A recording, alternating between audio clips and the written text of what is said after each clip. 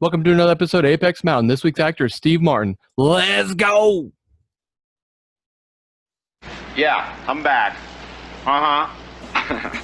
Yeah, they're gonna be here for a while, don't worry. Excuse me. May I go to the bathroom first? Thank you. Hey, Harry, look at this. What's the matter with these cans? Excuse us. We're not Mexican. We're from out of town. These cans are defective. They're springing leaks. Come over here, look at this. Not you, shithead. Where's Marie? Nice shot, son.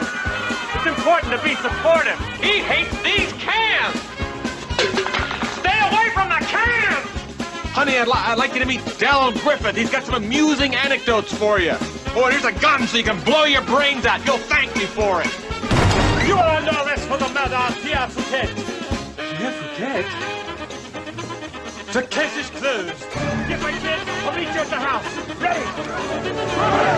I'm told that one day I'll look back on all this with great affection and nostalgia. I hope so.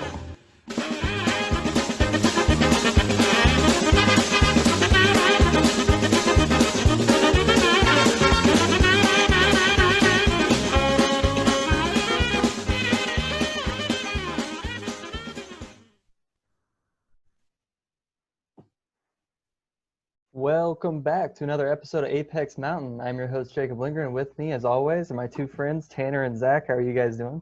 Doing good, buddy. I'm good, man. Good. I'm tired. I spent all day underneath my deck working on my pool, and I'm ready to talk about these movies and do something else. Let's do it. This is the first two movies about Steve Martin, like we talked about last time. We're doing Zach's pick, Cheaper by the Dozen, and my pick, which is Dirty Rotten Scoundrels. And then at the end, we'll talk about the last two. Zach, you want to lead us off with why you picked Cheaper by the Dozen? Yeah, absolutely. So, Cheaper by the Dozen. Picked this movie. Well, as a family man, I can relate to some of the scenes and struggles and things that Martin's character has in the movie.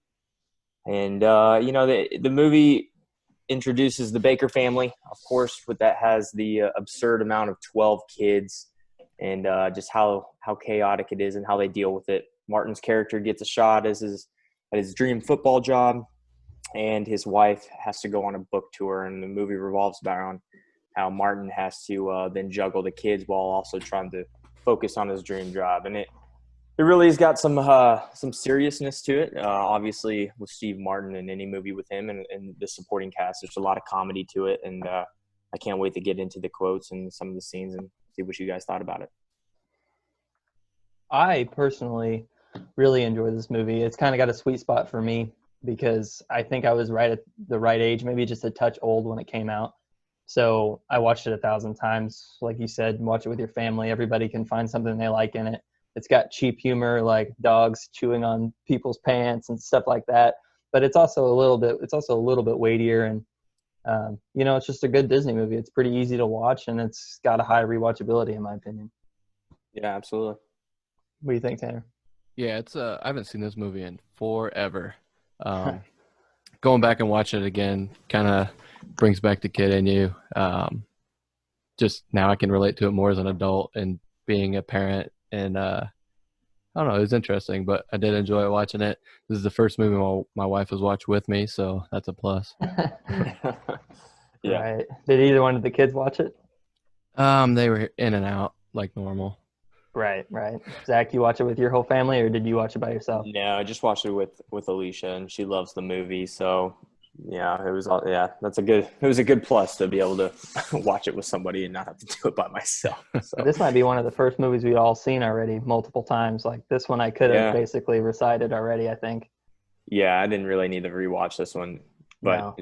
but it was fun to do it again. So, but when you do, you catch stuff you didn't the first time. Yeah. I always forget Ashton Kutcher.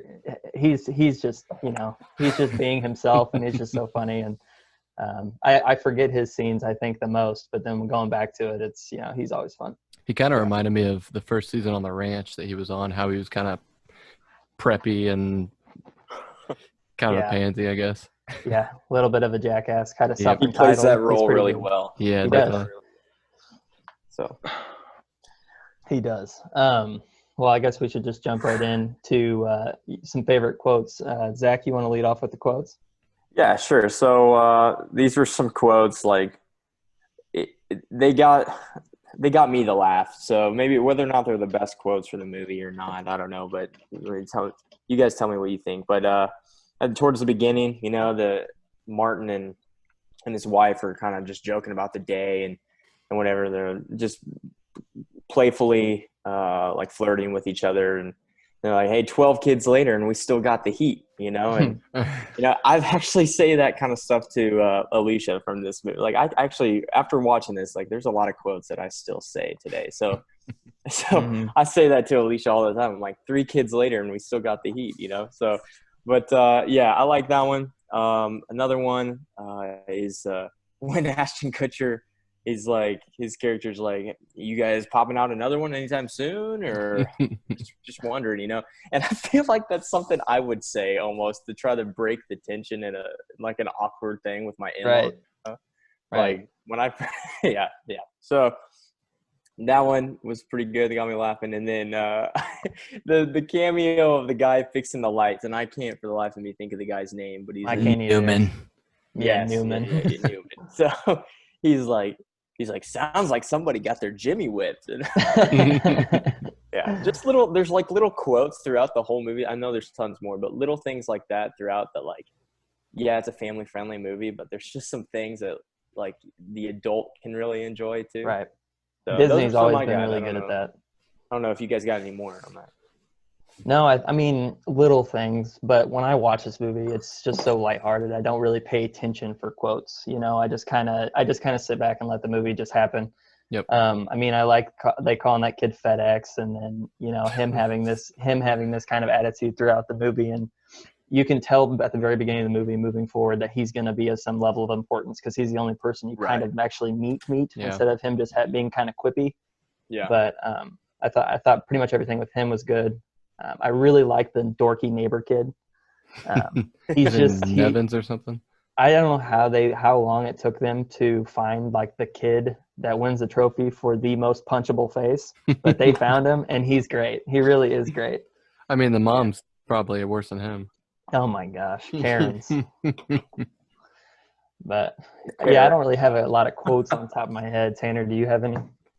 I not really a quote, but just Steve Martin bringing in his comedy, but making it obviously family friendly. And whenever he's talking, he's got all the kids lined up, and he's got the radar and beep beep beep beep beep beep Right. beep beep beep. Right. Man, that got me. I was cracking up. Yeah. Right. I think it's also harder for this movie if we've seen it like so many times. You watch a movie that's got a famous line in it so many times, the line's not famous to you anymore. Right. So I think there was just tons in this that I was like, I could have wrote down a million of things that were pretty funny and good quotes, but right. For those, like, I don't know, as an adult now, I can kind of laugh at some of the more raunchy ones, I guess. Yeah, I haven't seen this movie in a long time, so looking at it and seeing who's on it, his boss, because he's the head coach, whoever his boss is, I didn't realize he was even in that movie. No. Yeah, there's tons of people in this movie. Even the camera crew for Oprah Winfrey is like, Dak Shepard. Yeah. And he's always in Ashton Kutcher movies. He's actually so. Quick side note: Ashton Kutcher had punked. Dak Shepard was one of the people that would punk people on there, and that's how he got his fame. Yeah. Oh, okay. Yeah, and I think this might have been one of the first movies he cameoed with him in after Punked. I don't know if this is necessarily number one, but it's pretty early for Dak. Yeah, definitely. But I think one of my favorite quotes from the movie, and the one I think of when I think of this movie, leads into my favorite scene, which is catching the frog, where he just says like, "Get him!" and then they're all like trying to grab the frog, but obviously none of them prevail. I think that is probably my favorite scene. Do you have any other scenes that stick out to you, Zach? Well, that was the first one I wrote down pretty early in the movie, and then just like thinking of the chaos of everything going on. So that's why I like that scene. Also, I like when the kids are trying to hear the parents like talk about like the job opportunity, and like Steve Martin's got to go down into the basement. He's got to turn on all this stuff. Like he knows he's like, there's no safe place in this house where we can have a private conversation. And and they still couldn't do it. So I like that. That was a pretty funny scene. And then dropping Mhm. the kid down the chute, like that was pretty good. But and then so you talked about the neighborhood kid. I always find it funny. Like, I know it's just a movie and like you can't really account for time 100%, but Mhm. just think of like this kid that runs upstairs as the neighbor, and he's like, "Hey, can you come help me unpack my room?" He's like, "Yeah, sure." Runs upstairs, and all of like 2 seconds later, he's in full decked out skate gear, and they're just like playing hockey, and it's like that is true. Like, that's Right. real life right there. Like, you Right. can't let your kid go for 2 seconds without jumping. So I like, that was like, those are some of my top scenes. Yeah, it's just a cute movie. I mean, you can really turn it on TV at any point in the movie, and you can just kind of slip right in. You don't have to have any prior scenes to understand it. Right. You don't even really have to pay attention. It kind of makes sense. I guess Yep. if you're trying to poke holes in this movie, the plot does kind of get a little thin here and there. But if you're sitting down to watch Cheaper by the Dozen for the plot, I think you've missed the point. Yeah. But I don't know. Honestly, being a parent, it gave me a little bit of anxiety thinking about how much money 12 kids are to feed, how much like laundry you got to do. It's like $80 in scrambled eggs at the beginning. Dude, there's no like talking about. they can't both have a job. Somebody's got to be doing laundry every day. Right. Cooking Normally food. they both don't. If her book didn't take off, she would have been at home. True, but Right. when it does take off, it's like she got mad at him like, you said you could handle it. Dude, 12 is no way. And that was one of the things I was talking to Jordan about when we were watching this. I don't give a shit if that oldest son and Hillary Duff is mad and throwing little hissy fits about being in the new city. Yeah, you where are have they got at, to man? help. You have Where are they 10 at? brothers and sisters. Well, You that's- have yeah. got to help. And that's what, like, when he's looking for help, he's like, I need like a nanny. He's like, I've got 12 kids. I'm like, no, you don't. You really have 9. Okay. Right. You've got Yeah. 9 kids, Yeah. which is still a lot. Yeah, absolutely. And then you've got 9 kids and 3 helpers. Yeah. Like, that's what Pretty it is. much. Like, as soon as you're able to take care of themselves, like, Yeah. And I thought it was also weird that he kept saying 12 on the phone a million times when one doesn't even live under the same roof. That's what Exactly. he's It's not saying. 12. But the other 2 are old enough to not have a babysitter, clearly. right. Right. But it's just I guess it just doesn't sound as good to say 11 over and over again. Right. But, It's confusing. You got to just say 12. It's the name of the movie. They just go with it. and again, you're not supposed to be paying any attention. Right, yeah. And at the same time, he quits his and I think they added the kind of the director that used to play with him that has a bad attitude and kind of treats him crappy. I think they kind of added his role to it to make the job he works at a little bit worse, because at the end of the movie, they don't even move out. The whole thing is about going back to Midland and back to where they want to be. And he quits his job to have more time with the family because family is what's most important. And he says at one point in one little part of the movie when he's reflecting that I found somebody, like when he's talking about his wife, he says, I found somebody with the same dreams and goals as I have, which basically meant to have a big family. And then it switched gears, and he all of a sudden his dream changed to, I want to be this, this big time hotshot coach, but it'll take more time, yada yada. At the end, he quits because he wants to be with the family, but they don't leave the house. And then he declines a bunch of job opportunities until he finds one that's closer. They said he finally gets one that's closer to home. I'm pretty sure the one he just left is pretty close to home because that's why they moved there. Like, isn't the real problem that her job took off and that they weren't ready for that, and she was done with it? And once the book tour was over, They like, don't did he move really back. need to They quit don't his move back. good job? No. See, They and didn't that's move out. I was asking that to Kelsey, like, so what actually just happened at the end? Because it was like he quit his job, but like, did he not quit his job and things just turned out to be okay? Like, I know the wife got the book deal, but it says he I thought that declined at first, a bunch of job offers. So it's like, did he keep this job until he found a job that was less demanding? Did he stay at home? They said he declined 12 opportunities. Yeah. I mean, hitting the 12 again. And then they said until he found one closer to home. They're still in the new house. Like, what are we talking about? Just don't quit the job that you thought was your dream. I think they added the director to be kind of a jerk. I think they kind of added that element for you not to want him to have that and not ask that question. Because in reality, you'd think he'd just keep it. Maybe he'd be back home he again. declined the job offers until his 12 kids got old enough to just start their own football team. Maybe not, because I think the second movie, don't they go on vacation together? Cheaper by the baker's dozen? Or I think it's wrapped around that girl with the attitude too. I haven't seen that movie near as many times. That one's pretty good too. I'd say it takes a little bit of a different twist, but I mean it's still just as good. I would say it's the same chaotic type thing, but it doesn't focus on some of the other characters anymore. Like this one, you kind of get a piece of just about everybody, like all the kids. The next one is like, all right, you figured them out. Like they're just off to the side. Like they don't matter anymore. What did you guys think about Steve Martin's actual performance? Like movie aside, I know the movie's cute and we all like it. How do you feel he did in it? So after learning a little bit about the movie, like as we were doing this, it increased my view of him. Okay. So and as a dad, or in this movie in particular? I guess in general, in this movie in particular specifically, but I think I would say in general too, as far as like as an actor. But watching the movie from the get-go, like from one of the first scenes when he's like playing around with his kids on the bed, right? Mm-hmm. Okay, and I think in my mind when I watch movies like this, I'm like, I can't play with other people's kids. Mm-hmm. Okay, I can't. Like I can play with my kids, but I just can't play the same way with some other kids unless I really, really know them, you know?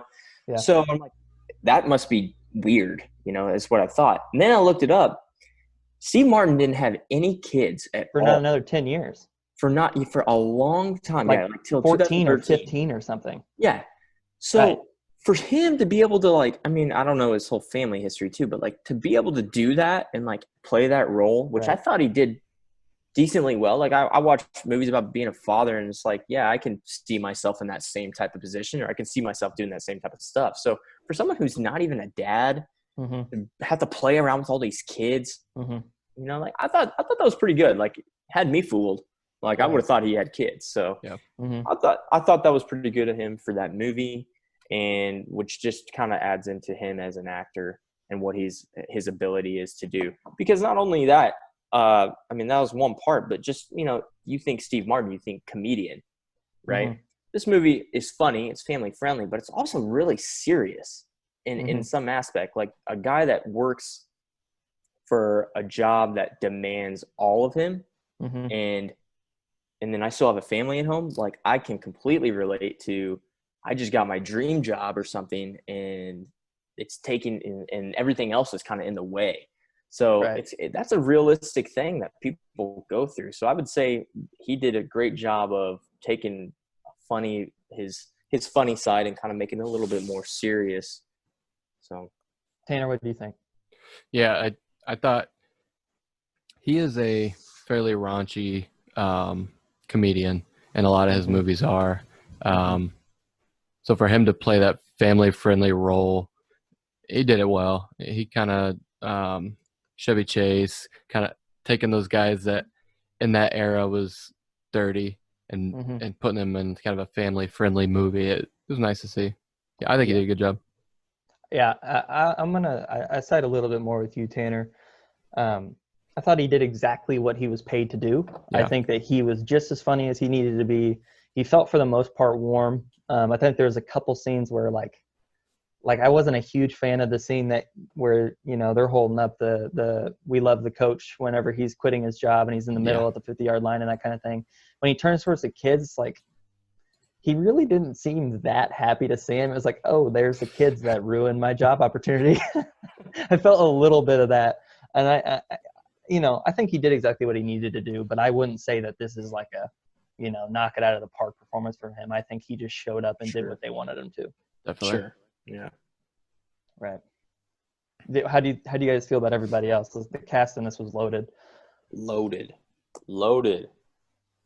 I think everybody else did their parts too. Honestly, I didn't have a gripe with anybody in particular. Yeah. Ashton Kutcher was casted like the day of shooting. His scene. So nobody had any idea that it was Ashton Kutcher until he showed up to film. He also didn't let them put his name in the credits because he didn't want it to be taken away from the kids. And I was like, you know, no one reads the credits, right? Like, what are you talking about? I thought that was very dramatic. I don't care about those kids, man. Like, there's only a couple of them that turned out to be a little bit famous. And like you said, it's a Disney movie. Half those guys are Disney stars. The one that the girl that was like the bad one. Yeah. She seems She's in familiar. tons. She's definitely a child star because she's not like famous anymore or anything like that. No, I think honestly all of them didn't do anything other than the sequel later. I don't know if any of them actually did much of anything except for the ones that were already established. And Hillary Duff. And Hillary Duff. Right. And honestly, big, if anybody was over like campy and over the top, it was her. I thought all of her. Oh yeah. So I don't know if they just aged poorly or what, but the older sisters said I rolled my eyes. The first child, the older one, that was with Ashton Kutcher. She's in a lot of stuff actually. She had her own series. I thought the older son was around for a little while too. He looked like he'd be in Smallville or something. Yeah. So the mom in real life, her name's Bonnie Hunt. And she looks just like Helen Hunt from Twister, things like that. Yeah. Not related at all. Not but related. I had to look it up because they look alike. So Bonnie Hunt's a little bit of a writer. She actually tried to write the script for this movie because it's obviously based off of the old 1950s movie or whatever that has a little bit more of a darker side. So she tried to write the script for this, and it was more dark based off of somebody having cancer or something, how they're all dealing with it. And they scrapped it. They're like, absolutely not. We want a family-friendly movie. And she was like, all right, fine, screw you guys. So she left, and she wasn't going to be a part of anything until they cast Steve Martin. And she's like, okay, I'll come be his now. I'll do it. Yeah, I'll do it now. Well, that's good. Yeah. And do you guys want to? Maybe we should save this and talk about it at a different time because we are keeping a good pace. But do you guys want to talk about maybe trying to figure out a grading system, or do you want to do that different day? Yeah, we can talk about it. I think we're let's doing do it it on time. We are. Okay. I would say the first grade that we do would have to be our own personal grade where you can it doesn't have to mean anything further than just how you feel about it. And I think maybe just 1 decimal point. Let's not do pi, all right? Maybe just like, 9.1 or something. We can do that first. And then what do you guys think? Like rewatchability maybe? Yeah. So okay, maybe if my pen will work. Personal, rewatch. What else? Actor quality, I guess, because the person we're talking about is going to be in it. Right. Okay. Well, all right, let's just do those. Exactly. A whole bunch. Let's do those three. Now, this vote's going to be a one-time vote, so we're not going to come back and vote again on a movie that we voted on 6 months ago. Or what do you think? I mean, it's the same movie. Yeah, I would say we just leave it in the dust or whatever. And if we really hate that we gave this a 6 and we want to come back and give it a 4 or whatever, then too bad. Because we can always. So after we get a lot of movies down, we can throw the numbers on our website or something. Right. And maybe if I don't do everything on the spur of the moment on the podcast, I can actually have numbers and stuff. Definitely. All right. Well, then why don't we do this one really quick? I'll start. It's a good family movie. It's sweet. I think I'm gonna be a little harsh when I do these because I think 9 should be like a grand slam type of movie. Yeah. So I'm gonna go like 6-1. For a little bit higher than 6, but yeah. we're not even knocking on 7's door. Now, is this considered like a children's comedy or comedy in general? I mean, for the greater scheme of things, I would just call it a family movie. But for your personal number, you don't have to make an excuse. Just whatever you want. All right. I'd say 5.8. 5.8, that's good. Steelman? 6, flat 6. Rookie score, okay. Rewatchability. I'm going to have to go high on this because I've seen it 1,000 times. Yeah. Not crazy or anything. Probably like a 7, 8. Not 8, but we're getting there. Tanner? 6-1. Wow. I don't think I'd watch it anytime soon. That's fair. We are adults now. Well, even with the kids, I mean, they were in and out. They didn't really care that much either. Maybe when they're a little bit older. I'm sure it's kind of an era too, True. Yeah. I'm giving it a 7 just because after watching it, I was excited to watch it again. Like we were in it. Like So that's why I'll give it a higher score. So What was it again? I'm sorry, I didn't hear you. 7. Just a flat 7? 7. Flat 7. I'm not playing this decimal game. Okay, rookie scores. All right, actor quality. I'm going to be I'm harsh going to here, go too. with 4. I don't think this is very good for him. I'm gonna go 6.8. I thought he was decent. Wow. You're all over Gave the him a place. higher score than you gave the movie. Yeah, I like Steve Martin. I do too. I think that's why he's so low. I thought the rest of the actors weren't great. I thought the kids weren't great, to be honest. The kids weren't great, yeah. Not realistic. Not realistic in some ways. But actor quality, I'll give him a 5. I'll give him a 5 because I said some nice things about him. So Steve Martin is your average. yeah, he's the average. Okay, so we all averaged out an even 6 for personal preference, an even 7 for rewatchability, and a 5.3 for actor. Here we go. Well, Are I'd we like gonna- that probably comes out fair. I'd say so. So, and we can throw those numbers on our website, and it's pretty cool because Buzzsprout provided us a free website. Ooh. As far as I'm Buzzsprout concerned, hooked this us up. podcast and stuff has not been hard as we thought it might have been. I know it's taken us quite a while to do this, but once we figured out we were going to go with Buzzsprout, it's been pretty easy. Buzzsprout's a big time podcasting thing. So Yeah, for sure. A lot of major podcast directories on there, like Apple Podcasts, Spotify, Google Podcasts, and more. And you can list your podcasts on there within minutes right after finishing the recording. Like I said, podcasting is not really hard. If you guys get out there, you do your thing. It's an artistic medium, and if you want to put yourself out there, it's an easy way to do it with your friends. for sure. And if the listeners want to join create a podcast and join Buzzsprout, they get a $20 Amazon gift card. So why not try it? Tell them that we sent you, though. Check us a buck. For sure. yeah, For check sure. this book. Reach out to us if you need any help. We'll help you out. Definitely. To check- wrap a bow on the Cheaper by the Dozen rating, I just averaged it all out, and the movie comes out as a 6.1 when you take those 3 factors into account. So Nice. we can stamp fair. that on there like rating a Good. pizza for Barstool. We'll get that on the old podcast website. Anyway, check the podcast notes for more information on Buzzsprout. Check it. Okay, you guys ready to move on to Dirty Rotten Scoundrels? Yeah, I'm interested to see what you guys are going to say. I don't have really any notes on this one. So I didn't take much either. I let this one really sink in. I guess I'll just kind of dive right into it since I picked it. First off, have you guys seen it? No, first I'd time. not seen it. I'd heard of it. I was very young, so I really don't remember it, but I remember some things. Parts of it? Yeah, I would think of it as a classic because I think I've heard of it a lot. It's got a other great movies. name. This is a great backup podcast name if somebody wants our name and sues us. I'd like Dirty Rotten Scoundrels as a name. It's pretty good. And I looked it up. No one has it, so There you go.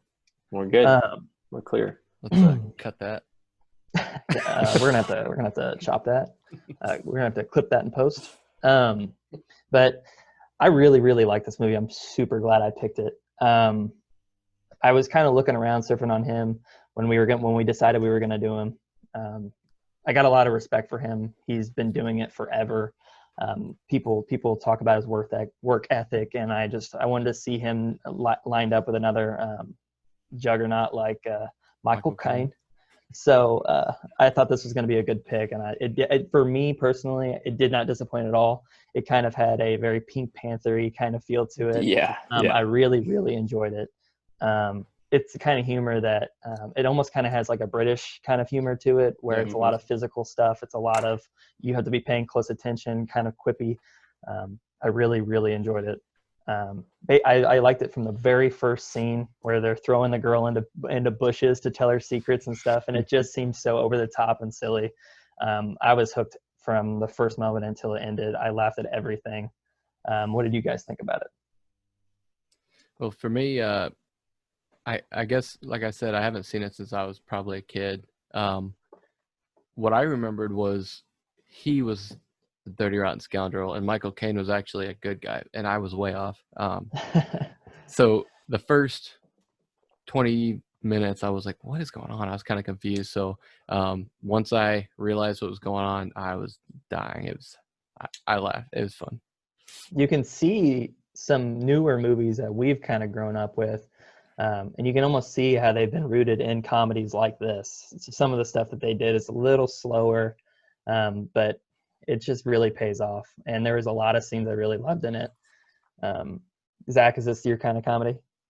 Yeah, I can appreciate a movie like this in like some of the, like going back to like an older movie like this with some like the lines. Like I can enjoy a movie like this. Like this would be up my alley for something to watch again for sure, and would be in my list of movies that I would consider a classic. And so Absolutely. And I guess I'll jump. I don't want to jump around too much. So I'll just go straight into scenes, and then hopefully we can keep a good pace. Sure. I started writing down scenes that I liked, and then I realized I was writing down every single scene on the TV.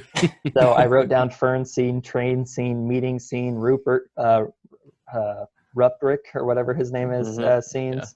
And then I realized I was just writing everything. So those are some of my favorites. I really like the beginning ones the most, I think, because they really set the stage, and I thought the director did an awesome job with it. And I thought that Caine and Martin were on fire on the screen. Everything that they were doing, they controlled the entire screen. They controlled the setting. And when they met each other, they were so polar opposites. And even though Steve Martin's like 40 when they made this movie, he seems like a rascal, 20. like a 25-year-old just rascal. I think he's had white hair though since he was like 10. I actually have, as a sidebar, I looked up some interesting facts from him growing up, and he worked for Disneyland when he was 10. Yep. Flat 10. I was like, this is a different time. A lot of people work for Disney, man. Like there's a lot of big people that work for Disney. Right. Yeah. I'll come back to his random facts. If you want an interesting autobiography, I read Steve Martin's, and he talks about that, and it's a good book.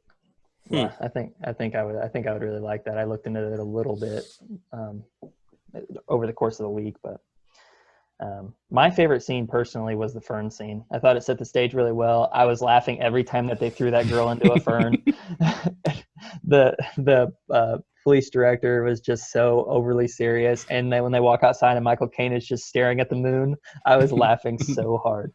What was your guys' favorite scenes, or did I already name them?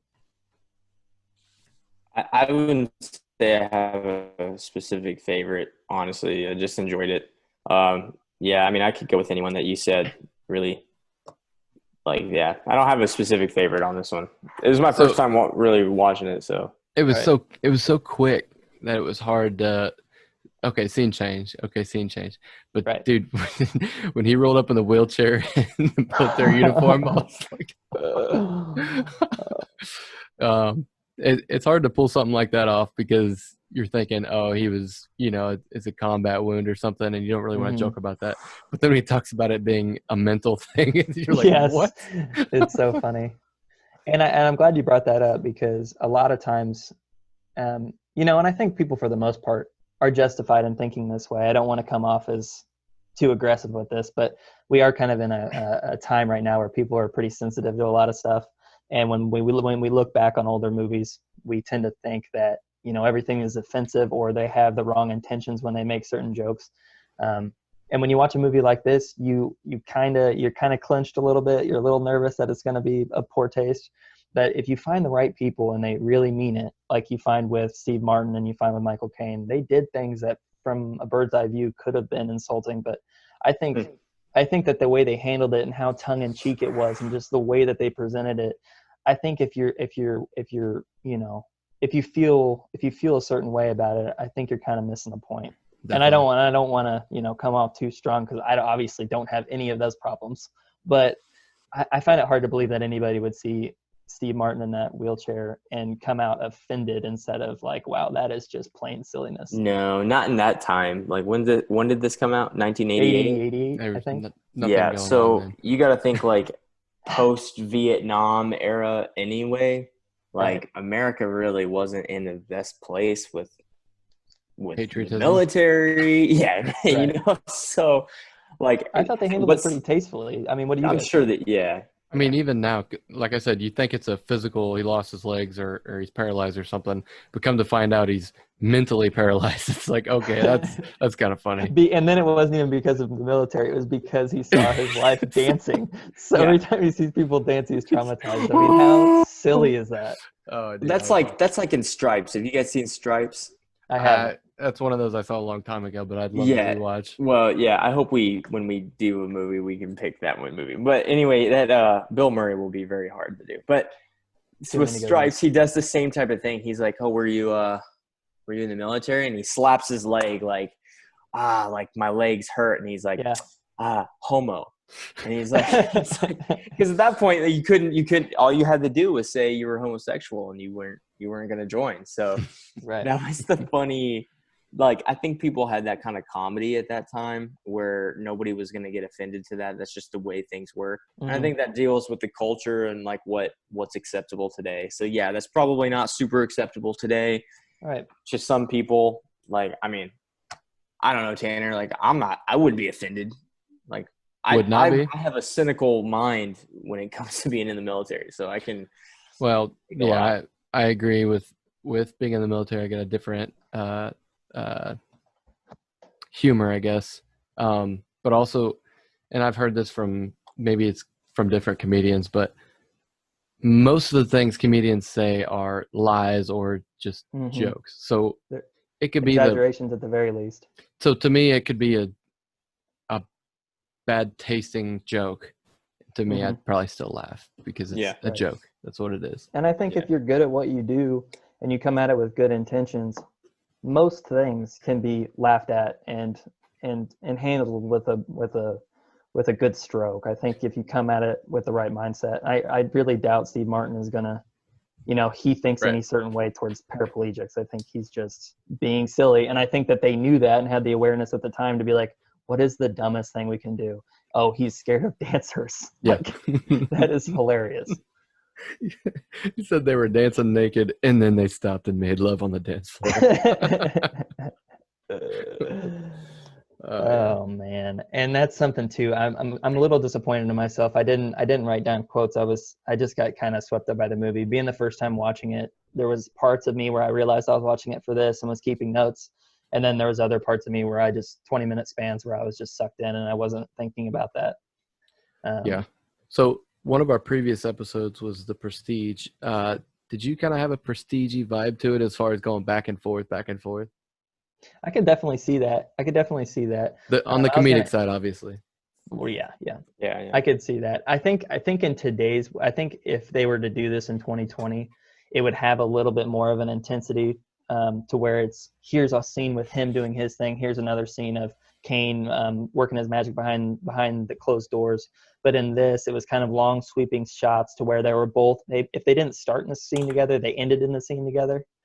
And it was just a different way of handling it. It kind of almost had more of a play feel, which it should have, because this movie started out as a play. Yeah. So I think that that kind of came along with it. So it definitely had this moment to where, like, you kind of knew about halfway through the movie that you were going to get all the main characters in one frame before they moved on. Yeah, that's true. Yeah, I liked how they play the part, and then whenever she left, then they would act normal and bicker at each other and stuff. Right. And then the whole time she's messing with them, which I love too. So yeah, I'll tell you one thing. His accent was on point. Who? Michael Caine, from obviously British, but then he goes to German, and then he goes the Australian accent at the end. I was like, that's hilarious. It was really great seeing him in a prominent role instead of just being a butler or someone who talks over the top of a movie. It was nice seeing him kind of do his thing, and I thought he was really good. He was better than I even thought he was going to be. Yeah, Michael he was. Caine, man, he's a jack of all trades. Steve Martin had an energy to him that I think really is peak him. And he has a lot of movies before this, like The Jerk, which we'll talk about later.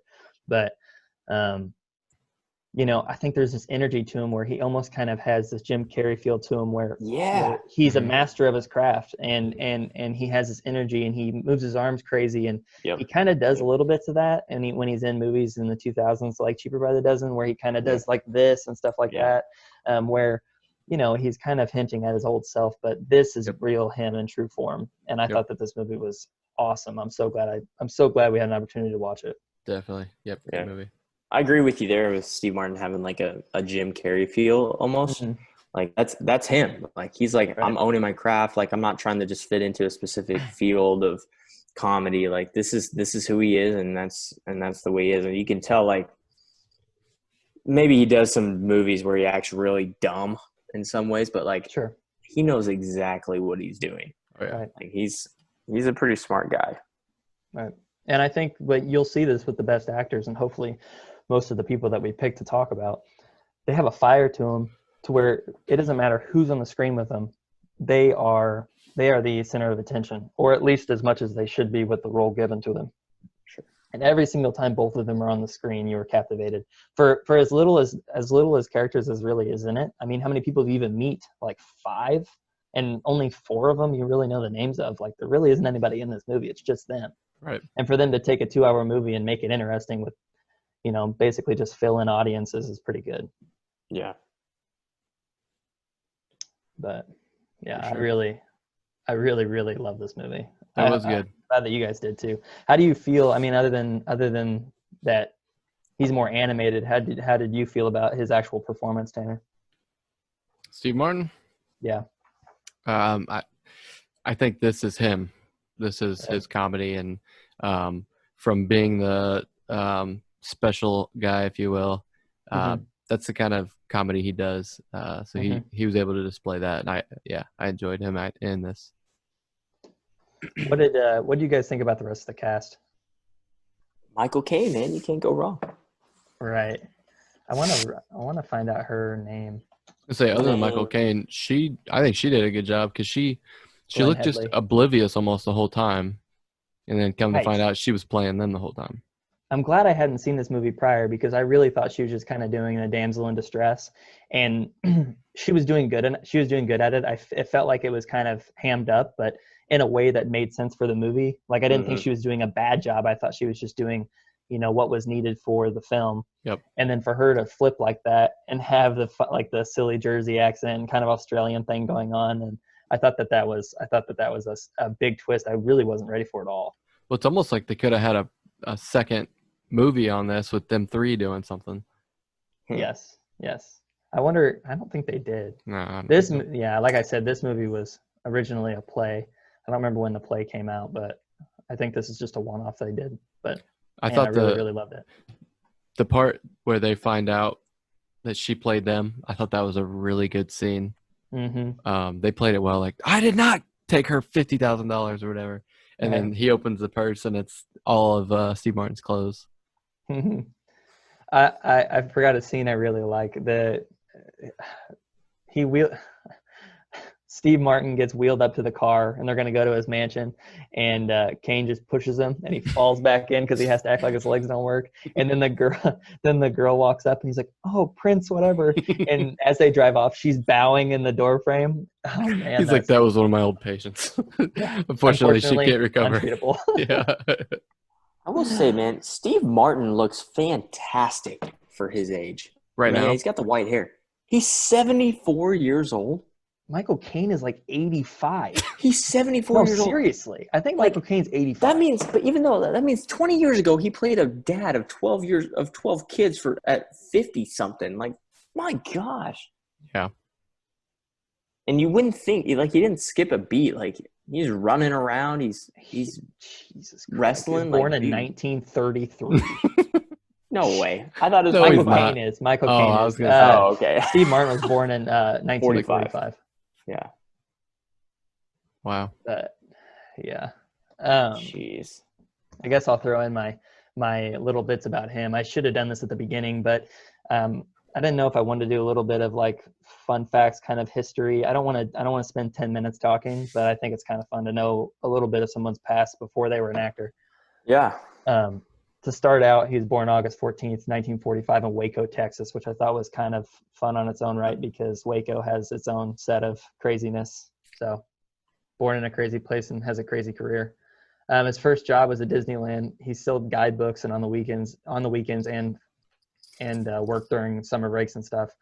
I saw in some places he only worked there for 3 years. I saw in other places he worked for 10. I don't really know. I'm sure it said in his book, Tanner. I couldn't find anything in the short amount of reading I did. But it's still crazy to me that Disneyland was hiring 10-year-olds. I mean, that's young. But he spent his free time there at Fantasyland, and there was a magic shop there, Merlin's Magic Shop. Oh. And he watched them perform tricks and stuff, and he would use the money he saved from working there to buy the stuff and practice doing tricks. And I think that's how he learned to be so physically animated and he's a comedian. I thought that was really interesting. Well, that's why he'd bring on props to the stage for his comedy. It comes from that. So that's very cool. And it's something that I've never been to Disneyland. I've been to Disney World several times, but I don't think magic shows are something that would happen now. They're too slow paced. People are, too knowledgeable about things. I think they would just get ruined. But I think that would be so cool to go and see an actual magic shop, magic act in Fantasyland at Disneyland. I thought that would be cool. But I thought that was one aspect of him where he kind of got his physical humor. And then I looked a little bit deeper into why he's so serious about acting, why he takes his craft so diligently. And I looked and I saw that in college, he actually fell in love with philosophy. And that's what kind of intertwined with his comedy career. I mean, I know it doesn't sound funny on the surface, but I have a kind of a long quote. He says, "It changed what I believe and what I think about everything. I majored in philosophy. Something about non sequiturs appealed to me. In philosophy, you start studying logic. They were talking about cause and effects, and you start to realize, hey, there is no cause and effect. There is no logic. There is no anything. And then it gets really easy to write this stuff because all you have to do is twist everything around hard." He said, you twist the punchline, you twist the non sequitur so hard, it basically lines itself up for a setup. And he said, if there's no punchlines, then their tensions raise. And he said, what if I created the tension then never released it? If I had a climax, but I delivered an anticlimax, what would the audience do if it was all just tension? Theoretically, it would have to come out sometime, but I kept denying them the formality of the punchline, and the audience would eventually pick their own place to laugh, essentially out of desperation, which I thought was really cool. He's really taking everything down to a word by word, scene by scene thought process on how can I throw off the people watching me. Yep. And you mix that with the physical aspect of doing the magic shop stuff. I think that sums him up pretty well. Yeah. Taking everything really seriously, taking his craft seriously, and then having that physical undertone to it. Yeah, I think that quote came straight out of his book, and I think you guys would like the book because it's not tongue-in-cheek I read Bob Saget's book, and it was pretty much trying to get a joke out of every section, every paragraph. This was this was very educational. I don't know, it was a good book. I think you guys would like it. I've heard some interviews with Bob Saget, and honestly, he is exhausting. Yep.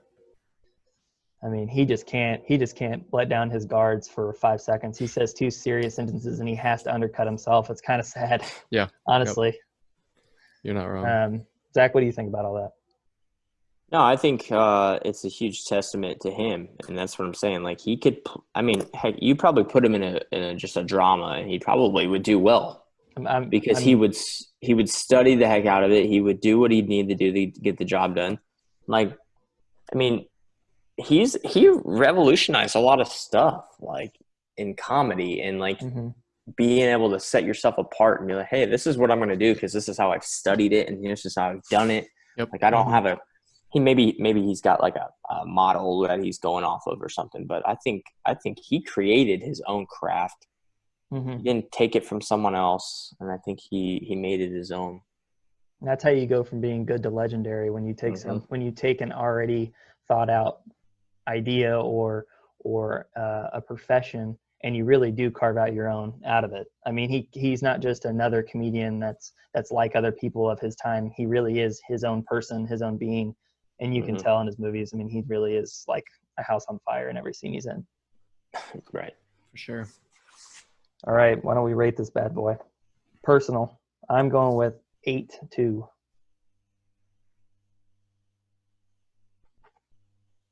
And I'm not giving you a reason why. Just fucking good. That's it? Okay. That's it. Man. I'll go with the 7. Okay. I was gonna say 6'9". Nice. Nice. Okay. Shoot. Well, okay, that comes out to a 7.4. I really jacked that up. Rewatchability, what do you guys think? I'm going to go with 7 again. Okay. I'm going with a 7.5. I was gonna say 7'2". 7.2. 7.2 or 7.2? 7 TWO. Oh. Okay. And what do you think for him? I'm going with 7s again. I got 7s across the board. Okay. I think 8. Okay. I think 4. And I was going to ask you too. Did you say Did you say 4? 4? No. I was going to ask you, definitely not. Definitely not. Way more than that. I'm glad you guys are paying attention though. Jacob's like, great movie, great actor. Great movie. 4. I'm going to give him a 2. He needs to get his shit together. When you guys look at this, are you grading it based on him? So are you taking the actor column and you're saying this is a 7 out of 10 for him in his career, or are you looking at this grand scheme of things against everybody? I'm thinking I'm of saying him how as, he performed in the movie. Yep, same. So not That makes the same. Not played Like against 8. anything else, just that. Yep. Not better than the last movie or the next movie. Okay, I'm going with 8 as well. And I guess I'll add this stuff up. Tanner, play show tunes. Da-da, da-da, da-da. Not so good. I'm gonna cry. Starting to Welcome to finish another episode of Apex. Shoot. Yeah, they're going to be here for a while. Don't worry. Excuse me. May I go to the bathroom first? Thank you.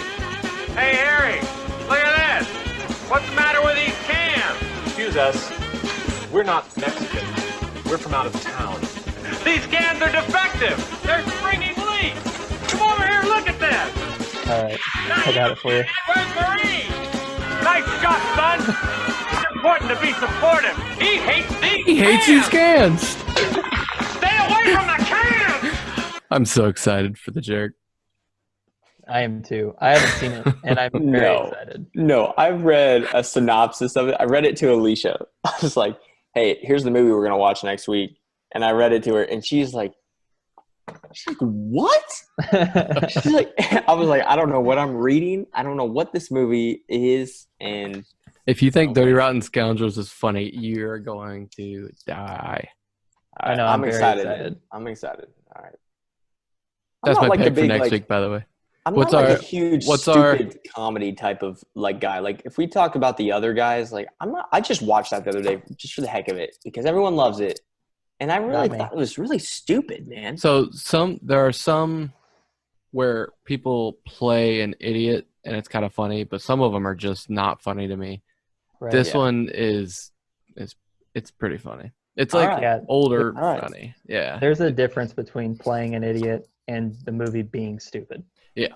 So Like, for the listeners, next week is The Jerk, and we are calling our favorite movie as a whole Planes, Trains, and Automobiles. Yeah. That's going to be and a hard one for him to To play. wrap up Dirty Rotten Scoundrels, it ranked out as a 7.4. So stamp that bad boy. Not bad. What was the other one? What was Cheaper by the Dozen? 6.1. So you look at that, like, that's not a very big gap in between Cheaper by the Dozen versus this. Maybe I should Well, re-rank my scores. if we're going by a point, like we're not doing whole numbers here, so that is kind of a big difference. Right. That, and I don't know, we might add more columns to it. That's the only 3 I thought of on the fly was rewatchability, how the actor performed, and our personal preference. Yeah. And to be fair, they're all going to be pretty close because we're picking good movies. You know, we're not going out of our way to pick garbage. Definitely. If it's underneath 6, it's probably a mistake to pick it, unless it's like it doesn't really matter why you pick the movie you pick. Maybe you pick it because it's stupid. I hope not. Could be. Depends on the if you person. enjoy that. Like, nobody should pick the other guys, I don't think. in my opinion. Whatever. I want to pick nothing more now that you've said it twice. Marky Mark next week.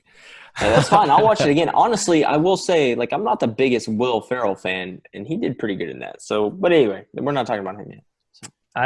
I find Mark Wahlberg exhausting. So the longer we put him off, the better for me. Okay, well, when we get to Mark Wahlberg, I'll pick a serious movie.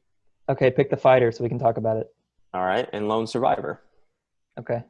Thanks for listening to another episode of Apex Match. If you want to head on over to Twitter or Instagram. Don't forget to subscribe. Yeah. Head on over to Instagram and Twitter at Apex Mountain Pod.